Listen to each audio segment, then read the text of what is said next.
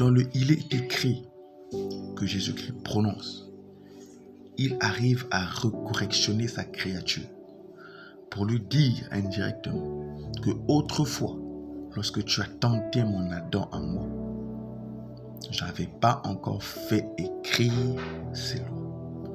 Or, il s'avère que dans le ciel, toutes les lois sont archivées. Toutes les lois sont écrites. Lorsque Dieu avait décidé de créer Adam et Ève, bien qu'il avait ordonné de ne pas toucher à l'arbre de la connaissance du bien et du mal, cela était écrit dans le ciel, mais pas sur terre. Voilà pourquoi Satan avait eu l'opportunité de séduire facilement Ève.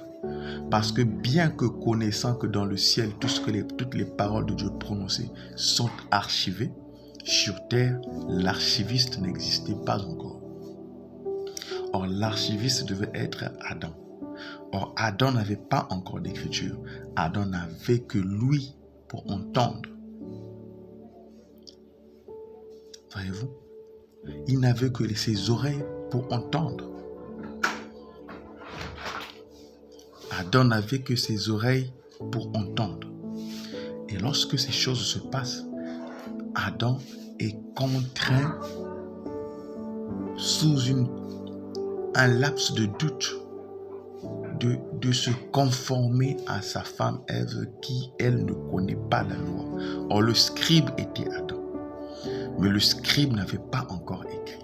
Le scribe avait entendu. Donc, le scribe était en même temps prophète.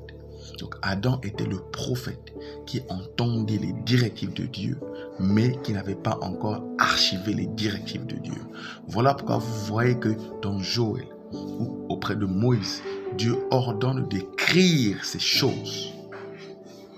Parce qu'il savait que le premier prophète qui avait existé, avant tout autre prophète, le plus grand, je dirais le premier des prophètes, fils de Dieu, qui avait existé, qui était Adam, n'avait pas archivé ce qu'il entendait de la part de Dieu. Est-ce qu'on peut par cela se demander qu'il n'avait pas une écriture? Peut-être. Mais ce que moi je peux faire pour vous dire que le premier scribe n'avait pas archivé ce que Dieu lui disait.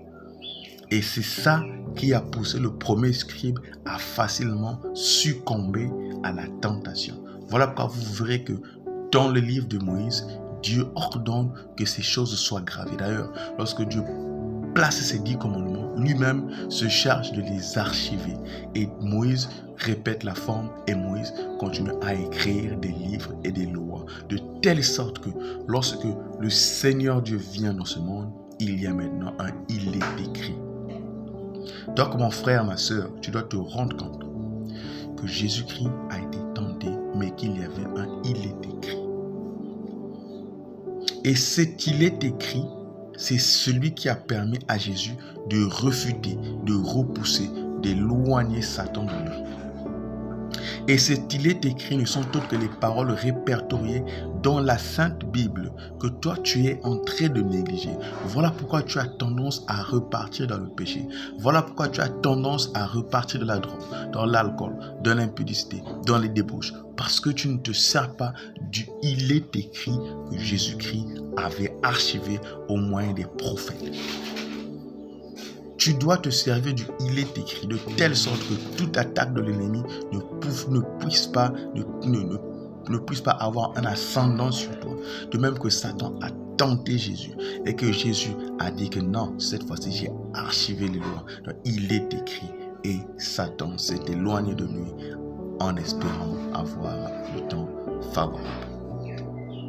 Mon cher frère, ma chère soeur, ceci dit, Dieu a résisté à la tentation afin de te montrer l'exemple.